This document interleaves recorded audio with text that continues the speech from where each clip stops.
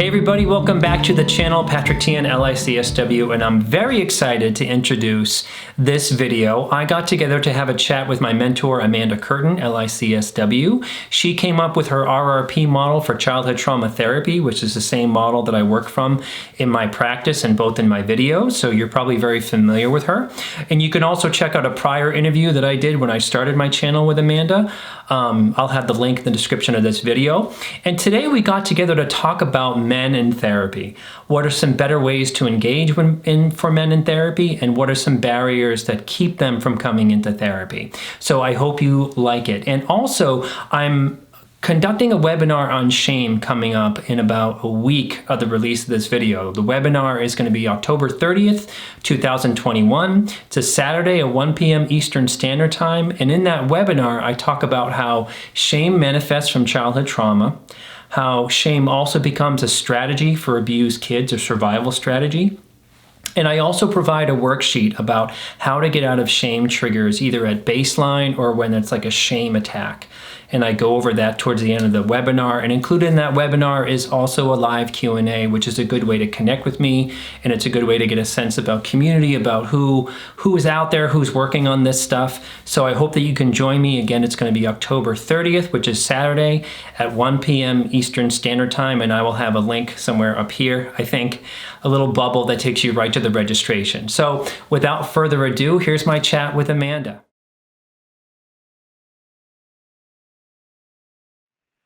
I just kind of want to ask you, like, where, you taught me your group model, and I was in a group with you.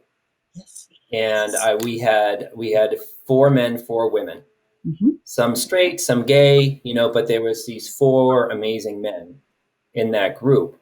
And that was my first experience, both with therapy and a group. Yeah. And I was kind of blind to how difficult it is to sort of engage with men about doing trauma work, because when I'm forming a group now, there's so many more women who are interested in the work. And I'm lucky if I have 2 to 3 men in a group, and they tend to be sort of harder to engage. I would just love to kind of get your thoughts on that, and for us to kind of talk about that. Yeah. I mean, when I started out, I was told by all sorts of people that you're not going to get very many men, especially if you do a group. And it just has not been the case for me. I mean, the group you did with me was really when I was starting out, and I had 4 men in it. And I just think that there's kind of a bias that men don't want to do this. And I'm finding the opposite. There are times when I've had more men on my waiting list than women, which is so interesting. That is. Yeah. That blows my That blows my mind, because YouTube tells me these analytics about who is watching my videos, what is their age, their gender, their location, and it is around 82% women who are drawn to those videos about your model and stuff like that. That's an amazing statistic. Wow. Yeah, and it's usually between the ages of, say, like 18 to 45, 50. And that tells 18% are sort of men. Yeah. It's so interesting. And I'm trying to think, how did I get men? And how have I gotten men? I'm trying to think about that, because it's been really important to me to have a balance in the group of men and women. And so I think part of it is that people can't come to me because of word of mouth. So I've never really advertised. And so maybe women would talk to men that they knew might be interested, and get them to come and see me. Oftentimes partners, a woman would go through my group and then want her partner to go through it. And it's not that that men weren't resistant, but I think there's a way to talk about it, to talk about this model that can intellectually make sense to a man. And I think that's what I'm really good at, is being able to present the model in a way that rings true. They can say, oh, that makes sense.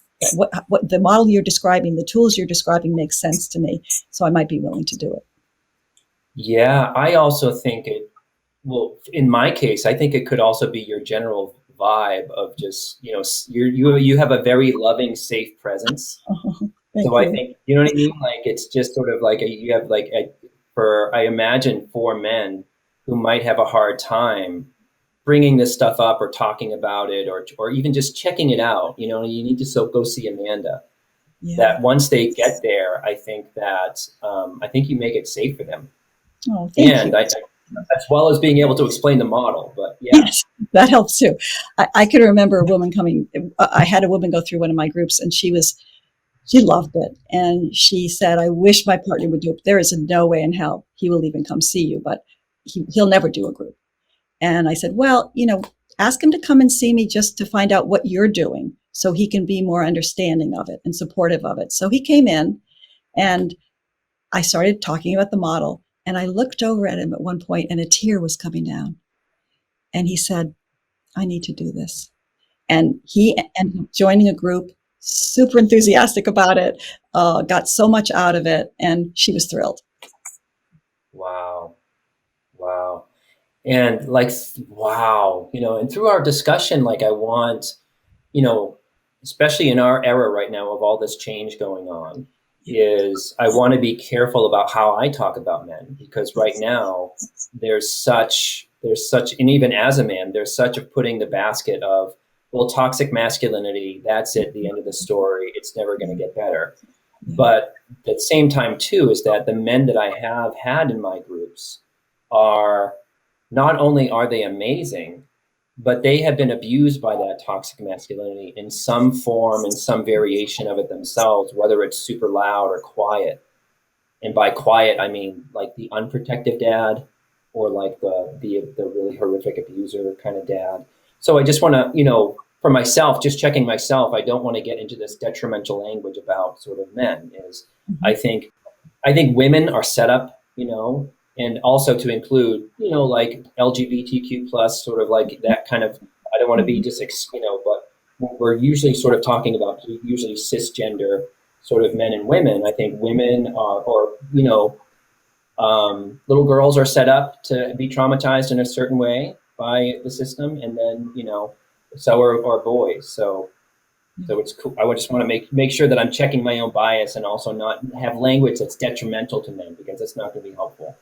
I totally agree with you. And, there's just so many differences that I've been exposed to around men and women coming to see me. I've had men who have really wanted their wives to come in and do it, and the wives are super resistant. So it's just making generalities. And I think we're making generalities about the kind of society we live in, and sort of what the norm is, and how women are often encouraged to be more affiliative, more connecting. Oftentimes, we're the caretakers, we bring up children. And I think men are often taught to be pretty independent. Don't be a sissy. Feelings are, and I don't need them. And so I think that's what's going on, but not, nobody fits into that completely. Yeah. Or worse, like, well, feelings are for women. Women do the feelings. Yes. Yeah. Like that's kind of the way that I kind of grew up. And I was thinking before our call, I was thinking about,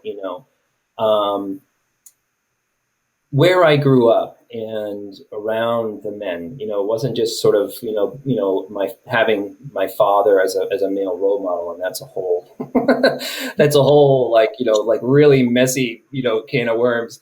But the teachers, the Boy Scout leaders, the drum teacher, like I would be in the community about how men would talk to boys, and I would say, like, let's just say a dog died. And, or something happened, like I, really sliced my foot open at a camping trip or something like that. The way that adult men would take care of adult boys would be from distance. And they would do that by saying, you're all right, right? You're all right. Mm-hmm. It's almost like they needed, I found it like an interesting exchange that I found. It's like the adult men did not know how to be vulnerable. and they wanted the boy or whatever, or it can happen to daughters too, about to just sign off, to just to say, yes, I don't need any emotional support. You don't need any emotional support, right? I don't need any emotional support. And it makes me think about, I think that that stuff is trickier to name than say like the rager, abusive, sexually abusive dad or something like that, or the don't be a sissy, don't cry in front of whatever, all that stuff. It's a little bit more covert or something. It reminds me of a guy I worked with who had the experience as a young boy, pretty young. I think he was maybe 5 or 6, and he cut his foot, and his father was a doctor, and in front of the whole family, he gave him stitches without any anesthesia, and he wasn't supposed to cry, and that really stayed with him. So it's heartbreaking. But what's interesting to me too is that I don't think women also learn enough about feeling. I don't think most of our families really knew how to deal with feelings and how to model healthy feelings. And I think all of us suffer because of that. And I think that's when people tell me they had a great childhood, the first thing I'll ask them is, how were emotions handled in your family? If you were really angry or scared or hurt, how would you deal with it? And that's when people start to talk about how it wasn't so safe and they didn't really have an emotional connection with their parents or felt like they were a safe base they could run to. Right. Such a good conversation. And that's so true. It also makes me think about like, we can deny a child's reality by not talking about emotions. Do you know what I mean? Like, sort of like, how do you talk to a kid when there was a fight between mom and dad and it was really nasty, or the dog died, or, you know what I mean? Like an older sibling got sick. Mm-hmm. And to not talk about it is to almost, I know we overly use this word, but like it's almost like to gaslight a child by not, you know what I mean? Because children are they're emotional, you know what I mean? They're in a good way. They're so open. They're not so conditioned yet. It's like, as kids, we were like, are we going to talk about that the dog died, or that, dad has cancer, or, we're just kind of waiting. Yeah, it has to come from the adults. And most of our parents weren't given that either. So they didn't know how to deal with it, and they affected us. And what we're trying to do now is to change that and to really have a generation that begins to get more comfortable with feelings. Right. And I, from what I see, I think that that's already happening.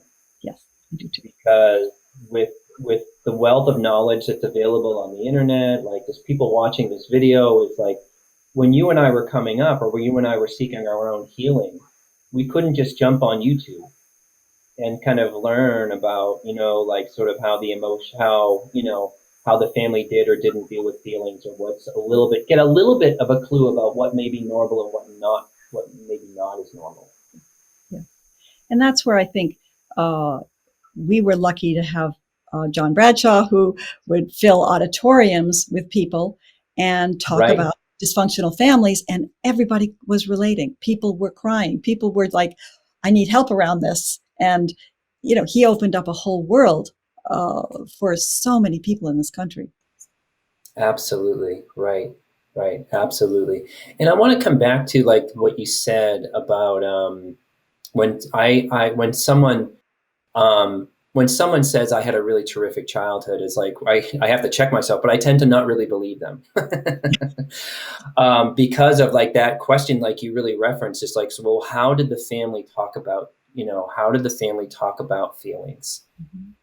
Like was the family really sort of child centered about what kids needs and what kids don't? And what I also sort of see as a parent myself is I find that there's so much more awareness about what children need more than ever. I think we still have a long way to go, but but I don't mean to take, when someone did have sort of a good enough childhood, it's like, like that's definitely that, I don't want to take that away from somebody, but I don't think just thinking about. Yeah. We're just looking at where the places are that might need healing. Yes. But I love to celebrate when people had good experiences, and nothing is all good or bad usually. Right. Absolutely. Absolutely. So, well, I think that like still learning from you is, about how I'm always taking cues from you about sort of like how to be more open and kind of going for more of the hard stuff with somebody. And Mhm. what do you see when you get a man who is potentially interested in your work and they're just checking it out? Like, what do you see about like the resistance, about like their, how do you see that maybe their trauma kind of plays out in that conversation with you? Mhm. Like, how do they present? Yeah, I mean, it's there's obviously a huge variety of the ways men show up, uh, but I think in general, I think they're wary about being vulnerable. Maybe um, not sure what they're supposed to do and what this therapy thing is all about. And then when I mention group, it's like, no way, I am not gonna, I am not gonna talk in front of a group of strangers. There's no way I can do that. And you know, I understand it. I totally understand it, and I don't want them to feel like I don't. I just ask them to just hear about the model a little bit and see if it rings true with them, because I want to know if it makes sense what I'm talking about, and I want them to see that in a way the work is a bit like taking a course. It's not just people coming in and talking about their life or unstructured or anything. It's very structured. They're very concrete tools. And when I say tools, men tend to go, "Oh, that's interesting. What kind of tools do you have?" so, um, so that's helpful. Um, and and I think the bottom line is just to ask them kind of what their life is like. What's working, what's not working. And when they start to talk about what's not working, that's when I go back to a lot of what we've learned from brain research and all the wonderful. We just have so much information now about trauma and about kind of the way the body and the mind work. Um, I talk about it in terms of, growing up as a young kid, you had a specific family and specific parents, and you're like a sponge as a kid. You just take in whatever it is they're modeling and whatever experiences you have. And that includes what your belief systems are, how you think about yourself, how you think about other people, your patterns of behavior, all of that. And it gets cemented in really strong. And that's what runs you. And most people, that program runs them for their whole life. And so if it's not a particularly healthy program, you're kind of stuck.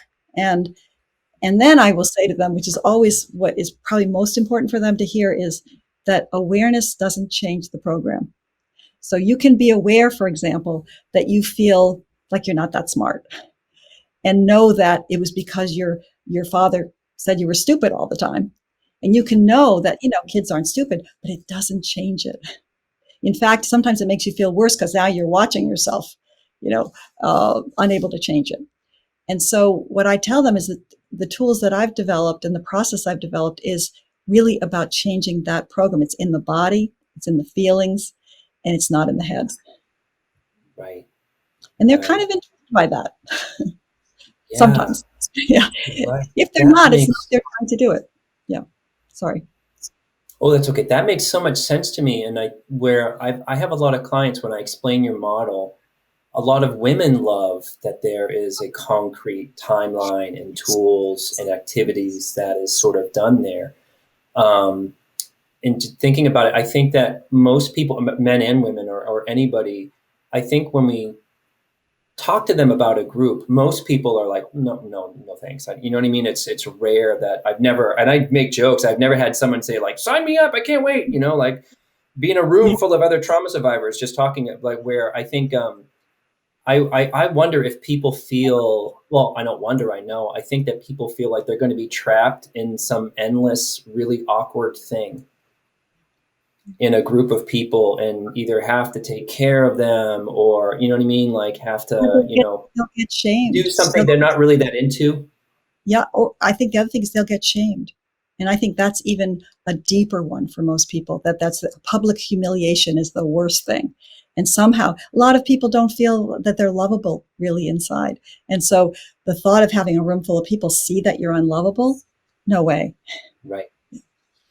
Right. And for a man to be suggested to join a group, are they going to be humiliated? Are they going to have to take care of everybody, maybe like they did, or, you know what I mean? Or be like the Mhm. strong pillar of selflessness, or Mhm. all of that stuff about what, there's a really good reason behind the no. Yeah. There's a really good reason behind, I'm not really interested in that, Yeah. Yeah. you know, Yeah. And or, feelings, all they know it's going to be about feelings. I mean, and relationship. So that's also, I mean, I think most people, it's rare. I get a few people who are enthusiastic about group, but very few, including women. It's like, I want to do individual. I'll do individual, but I don't want to do group. And, that's where I think, I don't know why, but I have a really good track record at convincing people to do group. And I don't know if it's because I so believe in it that they sort of pick up on that. But right. also, I do too, because I had such an amazing experience in it. yeah. I tell people that, your group brought me up to sea level with the rest of the world, Mhm. instead of just treading water. You know what I mean? And barely having a life jacket on. And that was really true for me. So like, I can sell it from a place of, I'm not only, I'm not only the Rogaine president, but you know what I mean? I'm also a client. Like, I can sort of talk to them about it. Yeah. Another piece is that you taught me years ago that, our first group is our family. And that when we suggest group, specifically to, just say a man or say a woman, is, I think that initial, like, no thanks, is, I don't want to have to be the provider for everybody. I don't want to have to be the adult in the room. I don't want to be shamed or humiliated, or, you know what I mean, be trapped in Mhm. something that I don't want a part of, kind of stuff. Mhm. Yeah. And it never plays out like that. And they need a process to see over time that it's actually a pretty, like, engaging and mind-blowing experience, that it's pretty equalizing, to be sitting next to another man who had the same kind of mom, or the same kind of unprotective dad, or the same power struggles in their marriage. Mhm. It's huge. That's a big part of it, I think, is just being able to be with other men. Sitting with a therapist, there's a difference between like regular people and therapists. So to have regular men in the room is huge. And you're right, there's so much relating that goes on. But also, I think that we often learn through watching other people. And it really helps to watch another person do the work. It just like the 1, 2, 3 that I developed around how conflict resolution. I can teach it to a couple in the office, and it's so confusing to them because they're all stirred up and they're not really watching the process. But if they watch another couple in a group do the 1, 2, 3, it becomes so clear what the tool is and how it works. And so I just stress that watching other people is where we can see other people's stuff much more than our own. And you just learn so much in a group that you couldn't learn just sitting Yeah, with a therapist. right.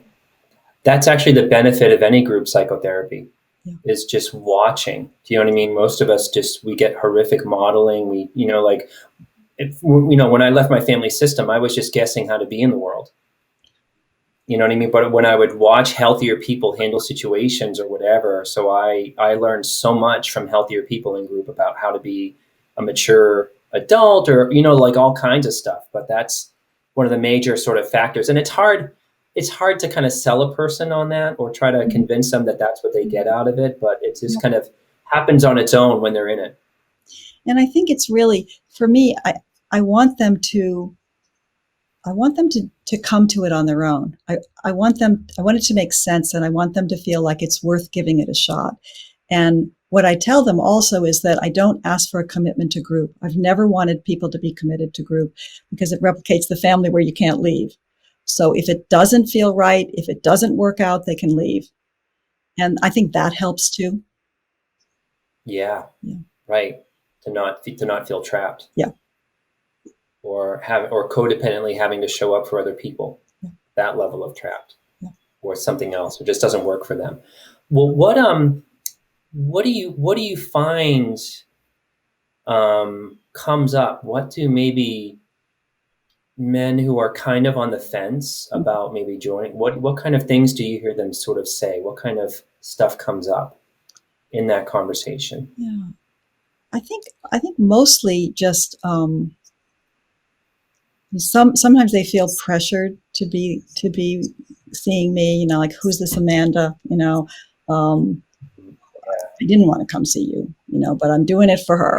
Or and so I think that, and then there's just a sense of things are okay. I have an okay life, and I don't really want to. My family was okay. It wasn't that bad, and I'm grateful to my family for a lot of what they did for me, and I don't want to mess that up. And I don't even see the point. Like, why go back there? I'm trying to do the best I can in the present. Right. Right. And yeah, like that was, it'd be cool. It would be cool if we did a role play where I play a potential client. I'm happy to do And, it. and Role just sort of thinking about that is why is because I think you have a gift with being, like I said before, about sort of being safe, but to also, and I look to you about this, about really keeping it to sort of simple language, Mm-hmm. And not kind of clinical, kind of mumbo jumbo. Yeah. And you have a gift about really getting through to people that I try to emulate. And because it's also a learning tool for me, about, in a way where I'm still learning. If someone is resistant up front, I tend to sort of say, okay, well, maybe at another time. Yeah. You know what I mean? Maybe this isn't for you. It's sort of like, maybe, I respond better to people who are like, I know that this is going to suck, but I do want to do it with you. You know what I mean? Like, that's a different vibe that someone comes in with. It is. Yeah. So it's part of my maturing is to sort of learn about how to work with somebody who's got that going on. I tend to be sometimes triggered by the resistance. Sure. I mean, that makes sense, of course. And I think that's right. what I tried to figure out, was how to connect in a way that brings it alive for somebody, whether it's a man or a woman. But let's say we're talking about men. Yeah. And one way, Mm-hmm. especially because, it's often relationship oriented, there's some kind of relationship issue going on.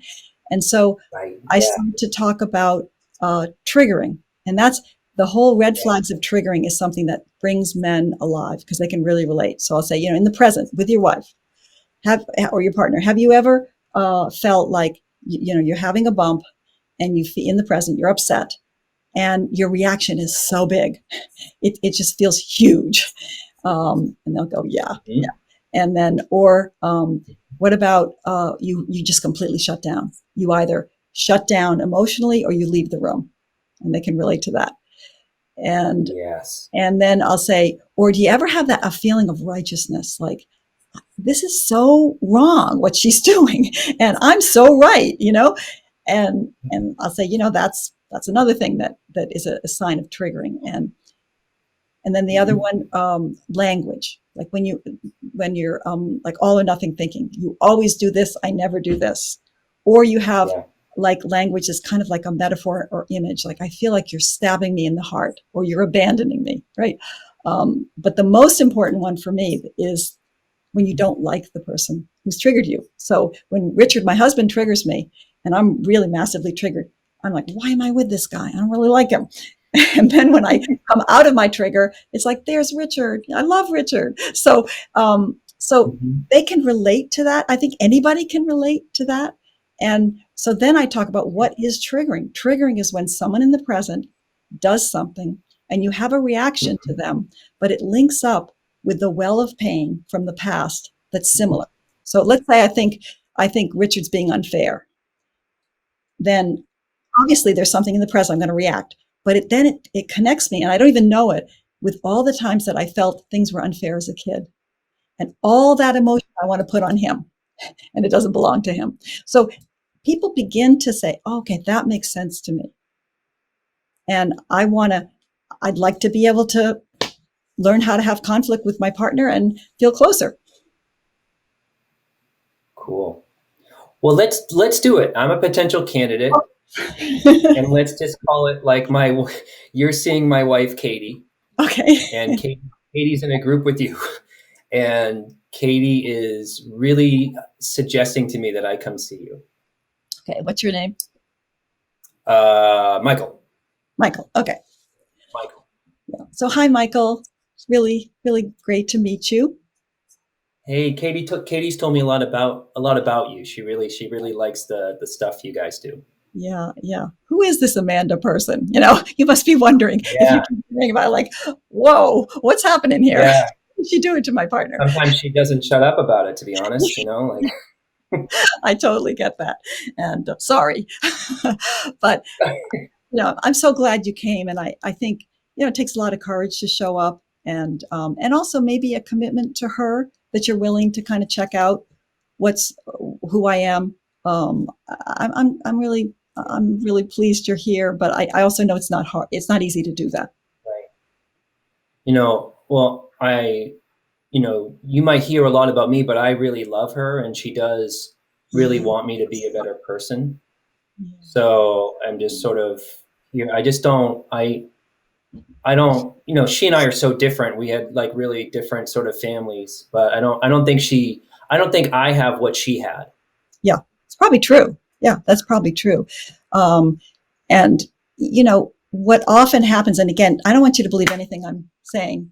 You have to test it out at some point and see if it actually is true. But I'll tell you what I've learned in all the years I've been doing this is that couples come together with very different histories usually, but there's a way that they connect that can kind of re-traumatize each one.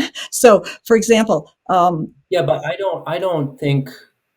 think that's what I mean. Like, I don't think I had trauma. I think Katie had trauma with her mom and dad.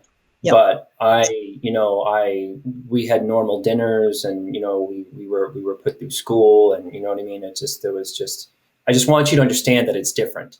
Yeah, and I hear you, and I use that word trauma a lot, and I want to talk about what I mean by trauma, because most people think it's like, okay, you've been beaten, sexually abused, there's, just horrific stuff going on in the family. And is that right? Does that make sense? No, I didn't have that stuff going on like Katie. Yeah. And so there's a different kind of trauma, and you don't even have to like the word, but there's a different kind of trauma that I often help people discover. And I'd like to, if it's okay, ask a little bit about your family just to get a flavor of it. Yeah. Sure. So I'm wondering, like, how were feelings dealt with in your family? Like, if you were really upset, what would you do? What do you mean by upset? Let's say, you didn't do well on a test, or like, you broke up with your girlfriend, or your girlfriend broke up with you, or, somebody was mean to you, or, there was stuff going on with your brother you didn't like. Well, my sister was different, but I would keep those things to myself. Yeah. Because like, it would just be with my mom, it would be super embarrassing, and like, with my dad, he wasn't, I didn't have that relationship with him. He was the provider. He traveled, he did what he needed to do for us. So it's just sort of, I just managed that stuff on my own. Yeah. And that's not uncommon. I want you to know that's really what most kids do. And it's partly because I think most of us don't know how to deal with feelings. And yet they're such an important part of being human. And our parents didn't know how, their parents didn't know how. And so in some ways there's no blame. They just don't know how. And so there is a sense that my mom, go ahead. Well, no, I'm sorry to cut you off, but my mom, like, let's say if I had a breakup, or I got a C on something, and I'm sure Katie will tell you, she hates my mom, but I kind of half get it. Like, but my mom would, she would just talk at me incessantly about it. You know what I mean? It would just sort of like, that's where, so that I'm just explaining, her heart was in the right place, but my mom would, it's almost like she would sort of just talk you to death about the girlfriend. And it was almost like, it would be upsetting to my mom that I had a problem with a girlfriend, or she would just kind of take it over. Yeah. And, you know, so that's why I just didn't really want to bother her with it, so that she wouldn't get like that. You know what I mean? Well, you're really smart to figure it out that you needed to handle that on your own. And it gives you a certain kind of confidence, a certain kind of independence. But what we're learning more and more is that, we're talking about a relationship with your wife, let's say, that the key part is connecting emotionally. And so if you haven't learned about your emotions and you don't know how to connect, it's a kind of a setup for upset and for feeling like disconnected. And so one of the things that was, and again, luckily there's been a lot of research about this. I'm not just telling you this is my theory, but we look at sort of what's really important for kids to come out of childhood with in order to have a good chance of having a good life. And you know what the number one thing is? What? Having the experience of being emotionally connected to a parent. It's not having a roof over your head. It's not having food on the table. It's, all of that stuff that we think of, which is really important, obviously. But it's about having the sense that you have a parent you can go to when you're upset, who will help you understand your feelings and who will also model having feelings themselves and be a safe base so that you feel unconditionally loved and completely able to be real and honest with them. I know what you mean, and I think that's Katie and I talk about kids, and that's how probably we would want to do it. But I think there's a part of me that sort of says, isn't that a little bit too? And I'm sorry for my word, foofy. Isn't that a little bit too much? Or Yeah, it doesn't really work like that, I don't. I think you're right in terms of the world. Yes, I think that you've gotten that message probably as a boy and as a man, and I can't deny it. But yeah, what I try to do in this work is kind of relook at stuff and see, does that really serve me? Is that really going to help? For example, I love that you want to be different with your kids. It's amazing. That's such a beautiful thing about you. The problem is, if you don't know how to do it, how are you going to help them? oh,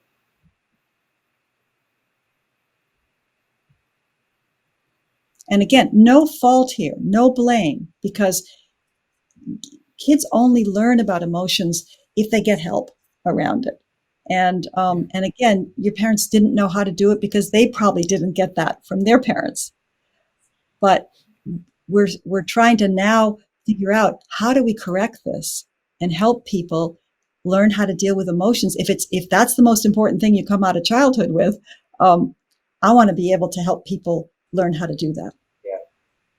I think that couple things. I think that that's what Katie, her major problem with me is that I don't tell her about things. Do you know what I mean? Like she'll talk about what being like triggered by a boss or whatever, and I just don't think to talk about like that. But I wonder.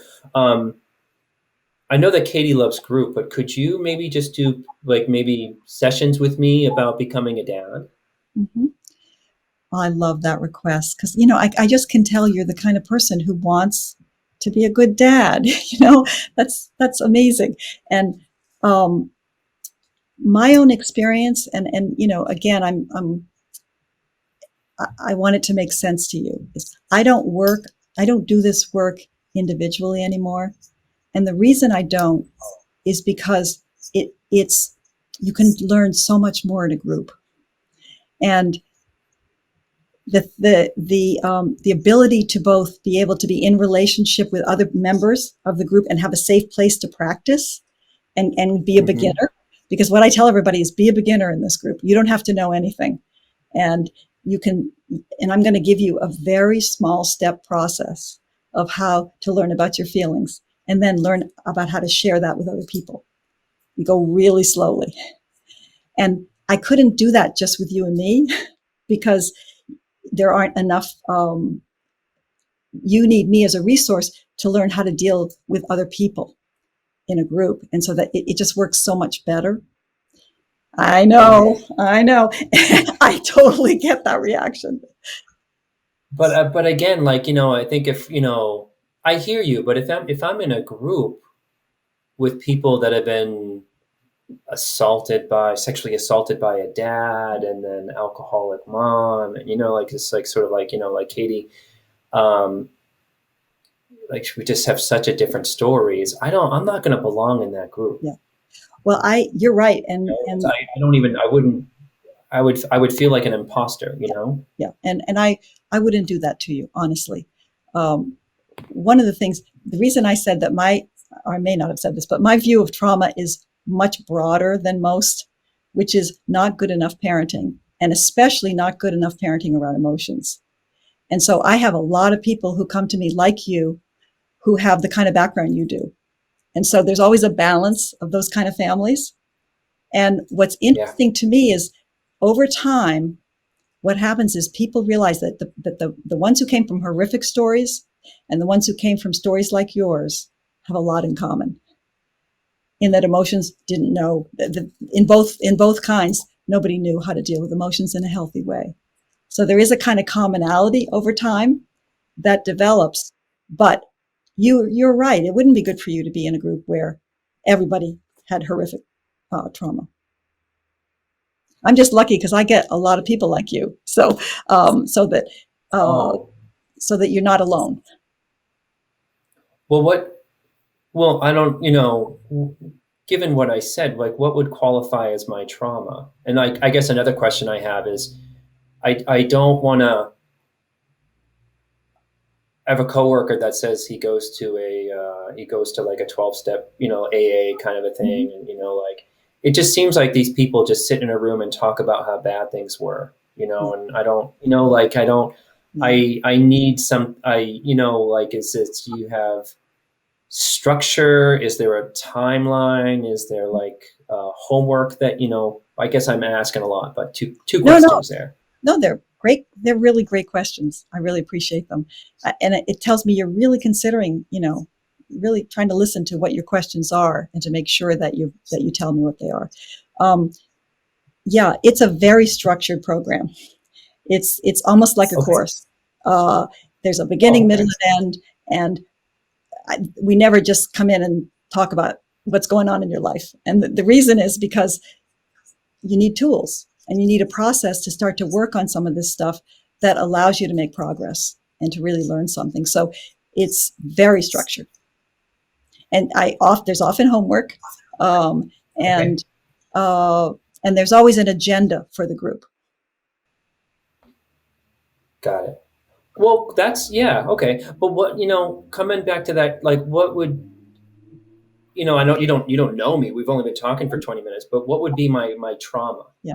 Like that's a part that I really don't get that part when Katie talks about her family compared to mine. I get that my mom is a lot to deal with, but I don't. Yeah. Well, that's why, most of us have a story about our childhoods that sometimes came from the family. Sometimes we just develop it on our own. This is what my family was like. And we often don't relook at it. And so what I do is I want you to just relook at it. And so I'll ask you a lot of questions about your childhood and have you begin to see whether or not what I'm saying about emotions, is really something that Right. happened to you and that it affected you in a way that maybe set you up for some of the issues you have with Katie. Okay. The only thing that I would think that was really hard Mm-hmm. was my older brother was a bully, and he's now a drug addict.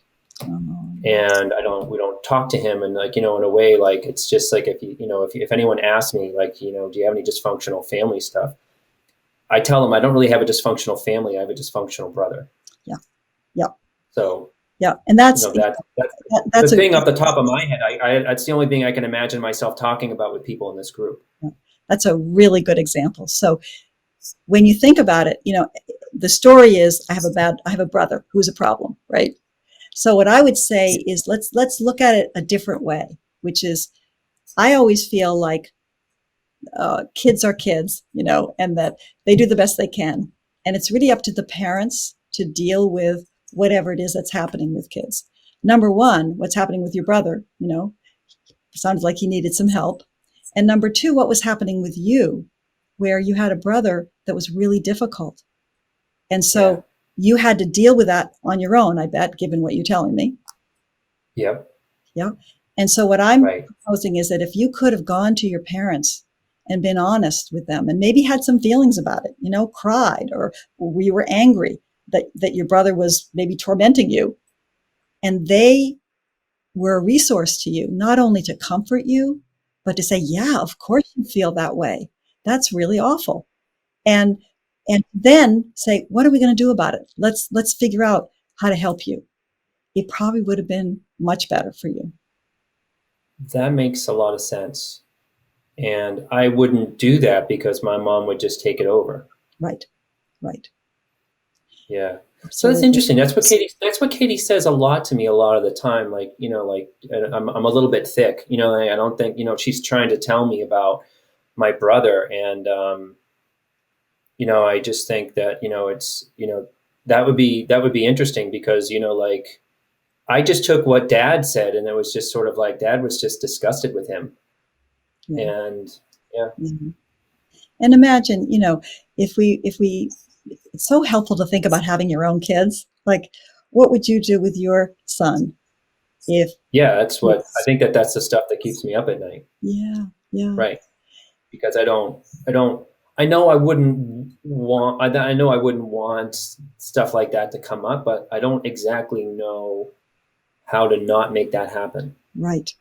Or if stuff did come up, like I don't want to, if I had a son, I wouldn't want to parent him like my dad parented me. Yeah. Or parented. Yeah. Right. Right. Yeah. And that's a beautiful part of you. And yet, if you don't get help, how are you going to do anything different? And again, no blame there. It's just that, you'll do the best you can. But if you don't have any tools or any way to learn about emotions and learn about how to connect emotionally with your son, it's probably not going to happen. And that's what this group is about, is to help you be able to get what you didn't get from your parents, because we can always get it at any point in our life, and to do it in a place that's safe. Now, the great thing about my groups is you wouldn't sign up for this group if you didn't really want to change and grow. So I get great people. And so it's not just people coming to therapy, it's people who really sign up to look at their childhoods, which is a lot of people don't want to do, and actually learn about feelings, which a lot of people don't want to do. So I feel so grateful for the people I get, people like you who come to me and genuinely say, I want to be a different kind of dad. Right. Well, I know that this is super specific and it's probably just me being anxious about it, but because of my brother, would there be anybody in the group like my brother, or, is it, like, it's again, a great question. You asked really great questions. And, I don't think somebody like your brother would sign up for this group, but it's true. but if I screened them, I could probably pick up on it, and I wouldn't invite them to join. Okay. Well, this has been so helpful. Can I connect with you next week about it? I'm pretty good about that. You know what I mean? Like, it's just, I just want to talk about it with Katie and kind of go over it, and absolutely. And I really want you to know that, there's no pressure for you to join. I just wanted you to understand it so you could make a decision that felt right to you. And if you have other questions, or you want to, talk some more, call me. I'd be happy to talk to you some more. Will do. And thank you so much. You spent a lot of time with me, so I really, really appreciate that. So you're welcome. I'll even get back to you probably by Monday. Okay. Whenever, there's no hurry, but I just want you to really be able to sit with it as long as you need to. I'm really glad to talk to Katie, and it was great to meet you. Really good meeting you too. Really appreciated this. Thank you so much. Okay. Bye. Okay. And scene. That was so helpful. Did you not think we were going to go that long? No, it was fine. I hope I was okay. I mean, I really don't know if I was You okay. were amazing. God. Yeah. If someone jumped on not knowing what, like if someone jumped in the midway of the video, they'd be like, oh, what's this? Like they're just in a conversation. It's like, this Michael guy sounds nice. Well, And listen, who's Katie? feel free to edit it because, as I say, I have no idea how I did, but you were great. I don't even think that was, you are the queen at role plays. You were amazing at that. And, like I learned from the best. So. But if it doesn't seem right, I'm happy to do it again. So let me know. Yeah. I don't even think I have to edit anything in that. That was so good. Wow. And what I really liked about it, there was something in there that you did that, if a client were to come to me like that and they mentioned that my mom would take things over, why I inserted that was just kind of like when I think that clients, some of them will come to me really knowing that their childhood was horrific and they don't need any convincing. They know, and then sometimes there might be someone like, like my dad was MIA and my mom would take things over. Yes. And what I found interesting, what you didn't do is you didn't sort of go into that with him and try to educate him on what kind of mom was like that. And I think that might have been a different in our styles, but maybe a good move in a way that you maybe didn't want to freak him out. Yeah. And start talking about a diagnosis or abusive behavior or something like that. Because in a way, this guy Michael knew what his mom is like. Yes, he did. He did. And he started to really bring it out so much more than he did in the beginning. So yeah, you were great. You were really great. Because it's so real. I mean, that was a real situation. And the other situation is somebody who's had horrific trauma and is terrified of vulnerability. No way am I going to go in a group. Groups really hurt you. Yeah. Yeah, absolutely. Absolutely. Right. And then to try to get them to take a risk when you can't guarantee that safety. You know what I mean? Like that's like where they're so preoccupied with that. So yeah, so I think that was, you were really great in the way that, that you kept, really giving me some positive, loving feedback about wanting to be a better dad. And I think that is sort of, I think men like this guy, Michael, kind of know, but, a lot of us, including myself, just kind of parrot the family narrative that, like they did their best or, like dad was bad to mom is great, or vice versa, and they just kind of come in and sort of go with that sort of story. So what I like is you were able to really just kind of gently kind of like, check things out with them about what they want. Good.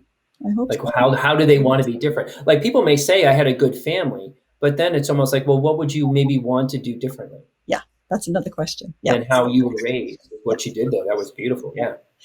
Yeah. I mean, I always feel a little bumbly, but maybe that's good.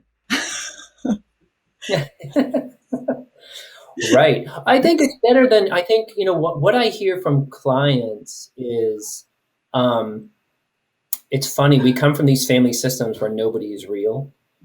But I think when the therapist is not themselves or a little bit inauthentic, I don't think that I really think that people get turned off. Yeah, that could be. If we're not our best, like if we're not our real selves, their inner children picks up on that. And like, I don't, if we were kind of, I don't know, schmaltzy or too whatever. Yeah.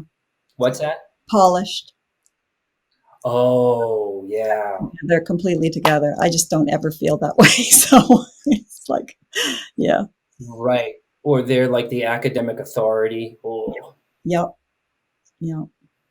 you know? So I think that that's what people are drawn to you, because just from that sort of, you're not sitting with a DSM in your lap, and you know what I mean? Like, it's just sort of like let's take a bunch of assessments kind of stuff. I'm not trying to poo-poo on that stuff, but it's just different. Yeah. Yeah. Well, this was a treat. I love chatting with you as always. Yes. And I want to do more role plays with you. I would love to do another video about when someone's, I'm going to be doing a video on people hating the term inner child. Yeah. Good. And I very much get that, like, that's a thing. So it's sort of how do I make that more of a useful tool rather than something, because people hear that word and it's like, oh, that's like super precious. That's like way too, and it's just sort of, we could just rename it as the trauma brain. But I think that term is about a person's inner child. That term inner child is about a person's relationship with their self. That's right. How they deal with their feelings and all that kind of stuff. So I would love to do more role plays about how the inner adult doesn't want the job, and how the inner child either hates the adult or doesn't trust them. And there's just such a big disconnect that's where a lot of people need to start there. That would be really, really fun. I love that. Cool.